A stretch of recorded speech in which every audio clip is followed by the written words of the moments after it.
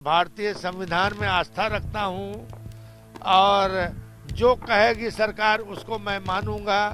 हमारी बात से अगर किसी को दुख पहुंचा हो तो हम खेद व्यक्त करते हैं।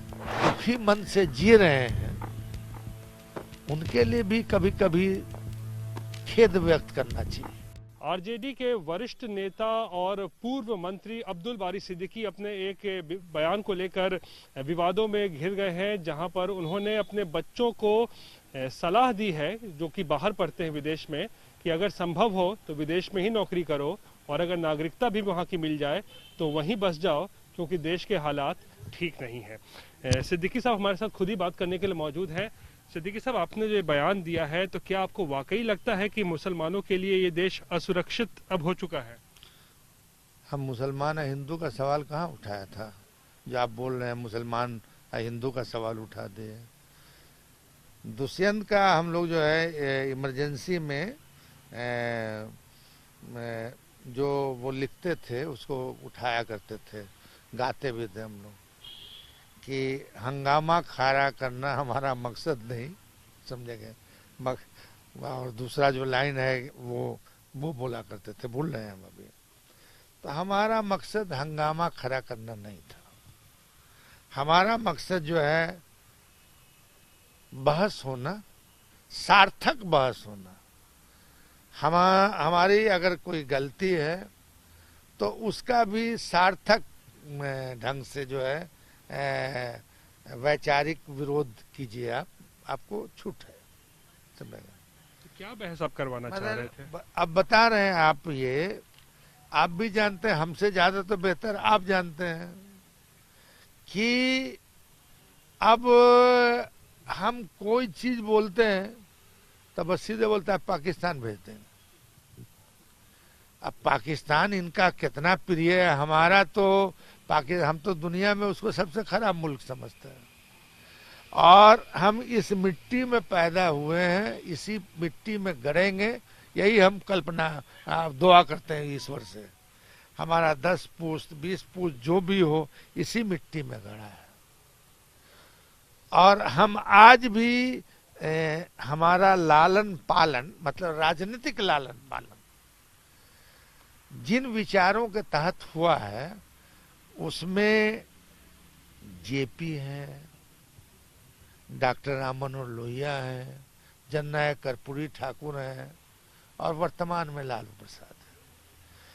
तो हम जो है इस धरती को थोड़ी छोड़ सकते हैं, यही मरेंगे गरेंगे, हमारे बाप दादा मरे गरे हैं। हम इस वजह से मैं एक बहस के लिए छेड़ा कि इंटेलेक्चुअल्स की मीटिंग थी जिसमें हाई कोर्ट के रिटायर्ड जज भी थे और आईएएस आईपीएस रिटायर्ड थे, इंटेलेक्चुअल्स थे।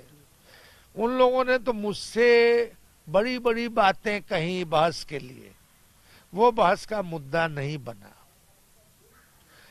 और यह बहस का मुद्दा तब बना कि कुछ आदमी ने मतलब टारगेट करके 10 दिन के बाद इस बहस को बहस का मुद्दा बनाया। खैर एनीवे बहस का भले ही 10 दिन के पहले की बात हो, लेकिन आपने जो बोला वो तो अब बात सही बोल। हम अपने मकसद में कामयाब हो गए, समझा कि नहीं, कि उस तरह के लोग जो घृणा की, द्वेष की, नफरत की, समझा कि नहीं, गाली गलौज की जो राजनीति करते हैं, उनको हम ये संदेश देना चाहते हैं कि बहुतरे ऐसे लोग हैं जो तुम्हारी राजनीति से दुखी हैं और उनको कहना पड़ रहा है अपने बाल बच्चों को कि तुम भैया जाओ बाहरी नौकरी कर लो और वहीं की नागरिकता ले लो। ये हमने उस दिन भी कहा कि बहुत दुखी अपने मादरे वतन के संबंध में कोई आदमी इस तरह का बयान दे तो ये बड़ा दुखी मन से दे सकता है, यही कहा है। तो आपने अपने बच्चों को सलाह दी है कि देश में हालात ठीक नहीं है, जहां पढ़ते हो या जहां नौकरी करते हो वहीं बस जाओ? ऐसा है, संजोग से मैं हमारी पैदाइश जो है मुसलमान में हुई है, उसी परिवार से जुड़े हुए हैं, समझा कि नहीं। मगर इसका मतलब ये कतई नहीं है कि हम जो है देशभक्त या हमारी निष्ठा में कोई कमी है, मगर जो लोग जुबानी बने हुए हैं निष्ठावान, अरे काला बाजारी में जो लिप्त है वो देश का दोस्त है कि दुश्मन है? जो देश के जासूसी में लिप्त है वो दोस्त है कि दुश्मन है?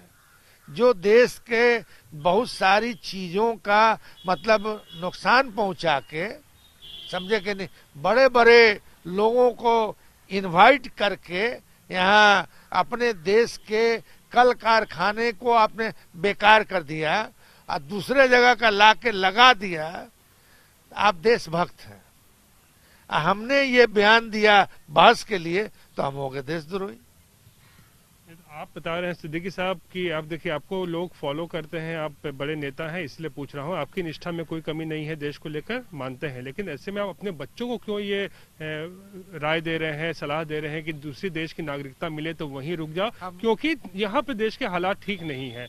मैंने उस वक्त भी यही कहा कि बहुत दुखी मन से मुझे ये कहना पड़ रहा है अपने बच्चों को कि अगर नौकरी मिलती है तो नौकरी कर लो, नागरिकता भी मिलती है तो नागरिकता भी ले सकते हो, क्योंकि यहाँ पे क्या हो रहा है, यहाँ का माहौल जो है अब वो नहीं रहा। क्या नहीं रहा? क्या नहीं रहा और क्या हो गया है, ये बताइए।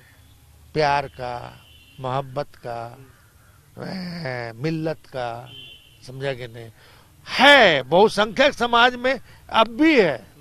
जो हिंदुस्तान का जो बहुआयामी कल्चर है वो अभी भी मिल्लत का है, एक दूसरे के त्योहार में शामिल होने का है, दूसरे के धर्म का आदर करने का है, अब भी है। मगर कुछ लोग संगठित ढंग से, सुनियोजित ढंग से इसको जो तार तार करने की कोशिश कर रहे हैं अपने सत्ता के लिए, ये गलत है। किसकी ओर इशारा है? अब आप समझ रहे हैं, वो भी समझ जाएंगे। तो आपको लगता है कि अगर कोई ऐसे संगठित तौर पे आप जो आरोप लगा रहे हैं कि तार तार कर रहा है जो देश की जो अखंडता है, तो इससे क्या मुस्लिम लोगों को टारगेट किया जा रहा है? क्योंकि देखिए, आपका सवाल इसलिए उठ रहा है क्योंकि सिद्दीकी साहब आप मुसलमान हैं और आप अपने बच्चों को ऐसे राय देते हैं, तो सवाल खड़े होते हैं, तो क्या मुसलमानों को आप कहना चाह रहे हैं कि देश असुरक्षित आपके लिए? अब आप बता रहे हैं, अब बहुत सारी चीजें तो हम पब्लिकली नहीं बोलना चाहते हैं। ये मुसलमान, हिंदू, सिख, ईसाई सब लोगों ने मिलकर इस मुल्क को सींचा है और हमारे पुरखों ने हम सबों को मतलब कंपोजिट कल्चर दिया है और उस कल्चर का हम आदर करते हैं, उसका पालन करते हैं। चाहे हिंदू हो या मुसलमान, जो लोग भी विभेद और घृणा की राजनीति करते हैं उसका हम विरोध करते हैं। अब सत्ता क्षणिक है, सत्ता के लिए आप इस तरह का आप राजनीति कर लीजिएगा, मगर दूरगामी परिणाम जो है इसका बुरा होता है। इसलिए हमको इस बात के द्वारा यह संदेश उनको देना है कि प्यार की, मोहब्बत की, सुख की, शांति की राजनीति करो, घृणा और द्वेष की राजनीति ना करो। सिद्दीकी साहब, आप क्योंकि बड़े सुलझे हुए नेता भी हैं, इसलिए आपसे सवाल चाहूंगा, जो जवाब जानना चाहता हूं कि क्या आपको लगता है कि आप देश में सुरक्षित हैं या नहीं है, या आपको डर लगता है? पहले बताइए। नहीं, देखिए, हम मेरे जैसा आदमी तो डरेगा नहीं, न डरेगा, डरेगा नहीं। उस डर से मैं लड़ेगा, मरेगा, समझा कि नहीं, उसका हमको फिक्र नहीं, ठीक है। मगर देखिए, सच को सच समझना चाहिए, सच बोलना चाहिए, ठीक है। और इधर माहौल तो कुछ लोगों ने कुछ लोगों के लिए ऐसा बना ही न दिया भाई कि साहब हमको अब एक वो प्रमाण पत्र यहाँ साट लेना चाहिए कि मैं भारतीय हूँ और भारतीय संविधान में आस्था रखता हूँ और जो कहेगी सरकार उसको मैं मानूंगा, शरणम गच्छामि हूं मैं, तो बहुत अच्छा। हमारा संविधान का जो स्तंभ है 4, sovereign India, democratic India, secular India और सोशलिस्ट इंडिया, इसके खिलाफ आचरण कौन कर रहा है? इसके खिलाफ जो आचरण करेगा वो देशद्रोही या दोषी होगा कि हम होंगे। आपके बच्चे अगर देश में वापस आते हैं तो क्या आपको उनके उनके लिए खतरा महसूस होता है? भैया मेरा बच्चा गया है, मेरा बच्चा से अगर आपकी मुलाकात हो जाएगी, वाकिफ हो जाइएगा, तो उसको न हमारी राजनीति से कोई मतलब है, समझा कि नहीं। और कभी चुनाव भी लड़ते हैं तो वो बंद कमरे में रहता है। तो देखिए सर, मैं एक बाप होने के नाते आपसे पूछ रहा हूँ कि आपको डर लगेगा अपने बच्चों की सुरक्षा के लिए अगर वो देश में वापस आ जाते हैं तो, एक बाप होने के नाते? नहीं, ऐसा है कि बेटर अपॉर्चुनिटी, अगर नौकरी नहीं है तो क्या करोगे आओगे? नौकरी अगर नौकरी तुम करना चाहते हो, ऐसे तो अपने देश में आके देश के लिए कुछ करना, इससे बड़ी बात तो दूसरा है नहीं। हमने कहा कि हम तो बहस के लिए दुखी मन से इस बात को छेड़ा, मगर अब बता रहे हैं कि इसी पे जो लोग हमारे इस कदम को बोलते हैं कि भाई क्या आपने बोल दिया, हम तो इशारे में बोल रहे हैं आपको कि किस प्रदेश के लोग सबसे ज्यादा नागरिकता अमेरिका में लिए हुए हैं। तो नागरिकता तो वहां की ना है, नागरिकता कनाडा का लिए, इंग्लैंड का लिए, ऑस्ट्रेलिया का लिए, मॉरिशस का लिए, सूरीनाम का लिए, दुबई का लिए, कई जगह का। तो अब हमको तो उतनी ये नहीं है। लेकिन आपके बच्चे यहाँ सुरक्षित महसूस करेंगे? आपको लगता है वापस आएंगे, छुट्टियों में ही आ जाएं, घूमने फिरने आए, यहाँ आकर रह ही जाते हैं, तो आपको उनकी सुरक्षा की चिंता होती है क्या? भैया ऐसा है कि हमारे जैसे लोग जो वेल टू डू हैं एक तरह से, मतलब हैसियत के हिसाब से, उनको तो बहुत तरह की सुविधा है, मगर जो वंचित लोग हैं उनके लिए हमने बात छेड़ा। यानी कि मुस्लिम आबादी में जो कि गरीब मुस्लिम आबादी, फिर आप मुस्लिम आबादी कहते हैं।